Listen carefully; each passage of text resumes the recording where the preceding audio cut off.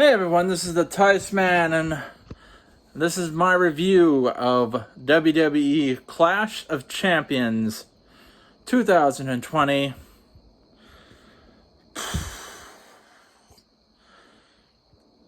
Well, the kickoff show with Cesaro and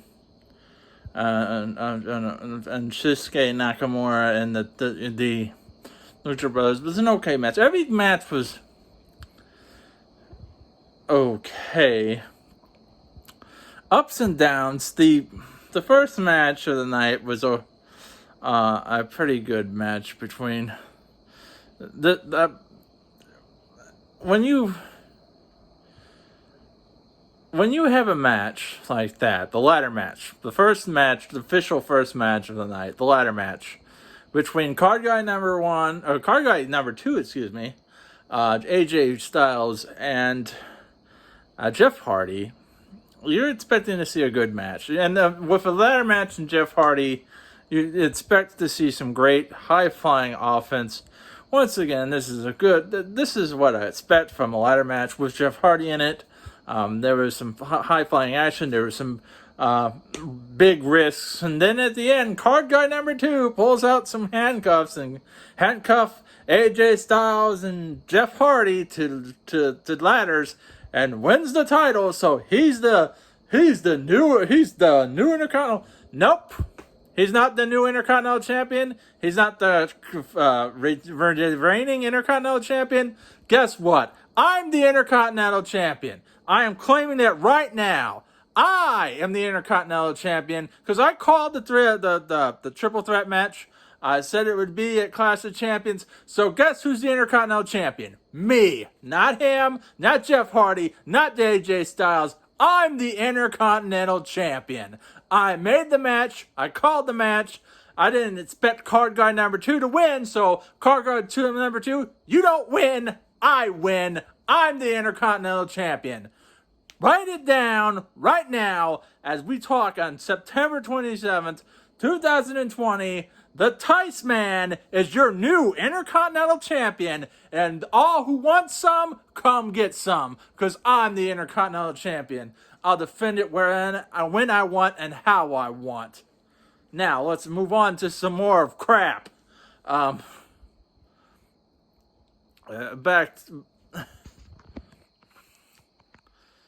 Anyway, so with that being said, we move on to our next championship match, which was the United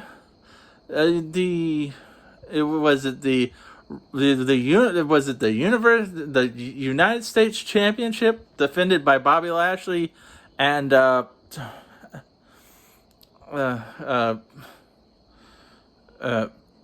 that Cruz? I don't know anymore. Why can't Bobby Lashley have a new opponent for this Universal Championship?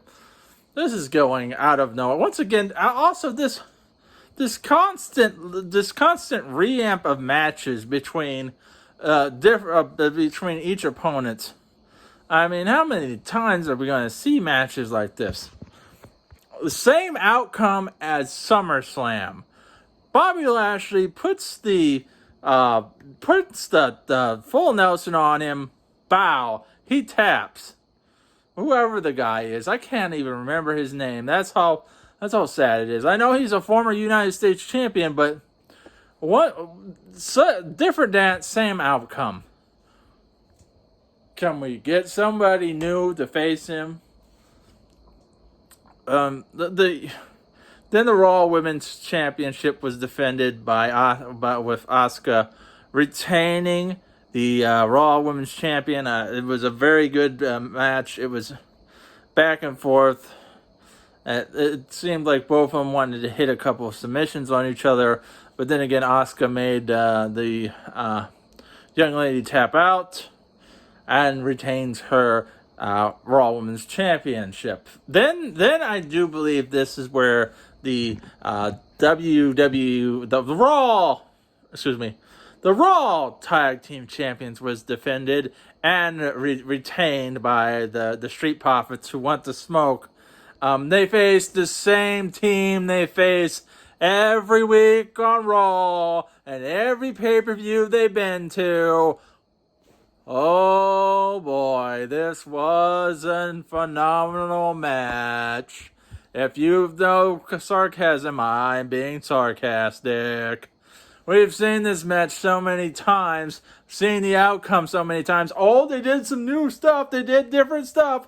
No, they didn't. Same thing. Street Profits won. They're still the Raw champions.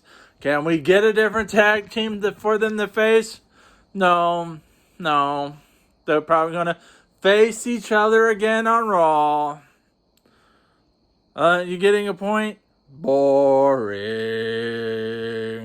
Then Bayley comes out there declaring herself the winner of her match because Mickey Cross was unfortunately not fit to compete. So she said, she gave out a little challenge to anyone. That gave him like 3 seconds. Then Asuka came out there, and then they had a match. Asuka won that match, by the way, due to a disqualification. This is Bayley's new thing. Yeah, go ahead, you're going to win, but I'm going to retain my title because it's going to be a disqualification. Guess what? Eventually, there's going to be a no disqualification match for the SmackDown Women's title. Look, I'm calling it right now. And you know who it's going to be? It's going to be Sasha Banks, the boss, versus Bayley for the SmackDown Women's title in a no disqualification match.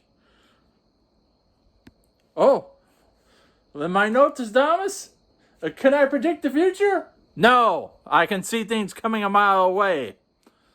Oh my God, the highlight of tonight was the ambulance match with Drew McIntyre and Randy Orton. Thank God for Drew and Randy. If they weren't in this card, this is dumpster fire of a pay-per-view, then there would be no salvaging this.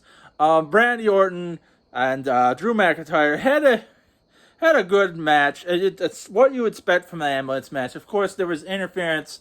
Randy Orton got his comeuppance from people. He used that punt on people. Big Show came in there and choke slammed into the announce table. Christian came and beat the crap out of him backstage. He got the super kick, some sweet chin music from Shawn Michaels off the ambulance. And Drew McIntyre hit the Claymore kick and then did a punt of his own, threw him in the back of the ambulance, closed the door, retained the title. And I will say there was a scare in this match because I'm pretty sure they rigged it for the door to kick. I just think Drew kicked it a little too hard because he's been limping around. Then again, he could have been selling it too. Hope he's okay. But the good part at the end of the match, Ric Flair's in the driver's seat, gonna drive Randy Orton off to the hospital. Medical facility, a local medical facility. And then we have the biggest piece of crap of a main event for SmackDown I have ever seen in my whole entire life. This wasn't a match. This was stupidity at its most. They can say it, blah, blah, blah. This wasn't an I Quit match, Roman Reigns. It was a regular match. Hello, what are we watching anymore? Are we watching wrestling? What? We're not stupid, Roman Reigns. You're not no tribal chief of the island. It's a freaking ring. You're a wrestler.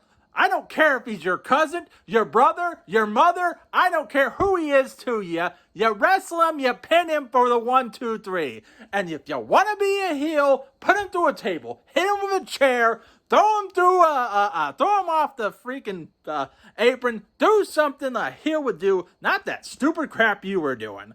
Wake up and smell the roses. We don't want this crap.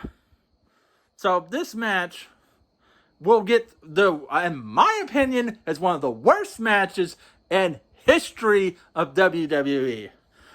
Worst match ever. Look up to Jimmy Uso had to come in at the end of the night and throw in the towel. Oh boy. I would have rather seen the stupid finger poke of doom. Jey Uso lays down in the 1, 2, 3. I'd rather see that than the crap. I guess they were throwing it back in my face since I was saying, oh, here comes the big finger poke of doom. Big finger poke of doom's coming. So if that was them to throw it back in my face, fine. You did so. But still, I can't wait to see Roman Reigns get thrown to Raw so the Fiend can thrive back on SmackDown. Once again, a bad pay-per-view. Thank God that I have a subscription and I don't have to pay money to see that. Because trust me, I wouldn't pay the bucks to see that crap. I would have seen a lot better watching a freaking dumpster on fire or paint dry. But then again, them are all my thoughts and my opinions. Let me know what you guys' thoughts and opinions down in the comment section below. Hit the like button, subscribe, and as always, God, we need to keep this real, man.